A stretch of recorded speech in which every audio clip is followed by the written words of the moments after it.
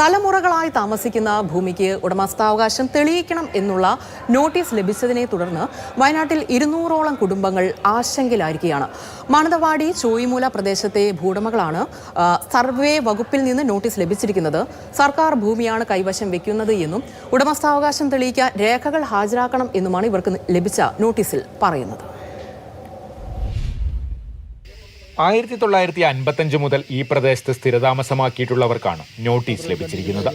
1968 അവകാശികളില്ലാത്തതിനാൽ ഈ ഭൂമി സർക്കാർ ഏറ്റെടുത്തതാണെന്നാണ് നോട്ടീസിൽ പറയുന്നത്.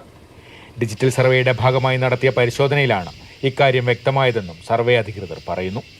ജൂലൈ 15 മാനന്തവാടി റീസർവേ സൂപ്രണ്ട് ഓഫീസിൽ ഹാജരായി ഉടമസ്ഥാവകാശം തെളിയിക്കണമെന്നായിരുന്നു നോട്ടീസിലെ നിർദ്ദേശം. പതിറ്റാണ്ടുകളായി നികുതി അടയ്ക്കുകയും വീട് വെച്ച് താമസിക്കുകയും ചെയ്യുന്ന കുടുംബങ്ങളോട് ഉടമസ്ഥാവകാശം തെളിയിക്കാൻ ആവശ്യപ്പെടുന്നത് അന്യായമാണെന്ന് പ്രദേശവാസികൾ പറയുന്നു. 55-60 കാലഘട്ടം മുതൽ ജനങ്ങൾ കൈവശം വെക്കുകയും നികുതി അടയ്ക്കുകയും അതോടൊപ്പം തന്നെ ആധാരവും പട്ടയം ലഭിച്ചിട്ടുള്ള ആളുകൾ വരെയുള്ള പ്രദേശമാണിത്. ഇവിടെ ഇപ്പോൾ റീസർവേ നടന്നപ്പോൾ ഈ ഭൂമി സർക്കാരിൻ്റെതാണെന്ന് ഉള്ള രൂപത്തിലാണ് പറയുന്നത്.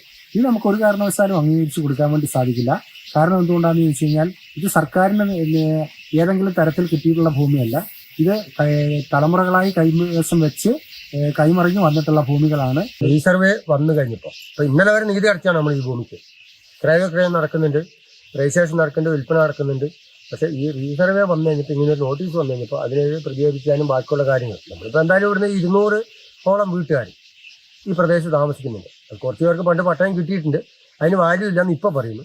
പക്ഷേ അത് നമുക്ക് നേടിയെടുക്കണം.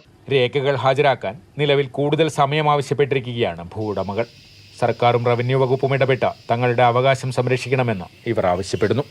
മാതൃഭൂമി ന്യൂസ്, വയനാട്.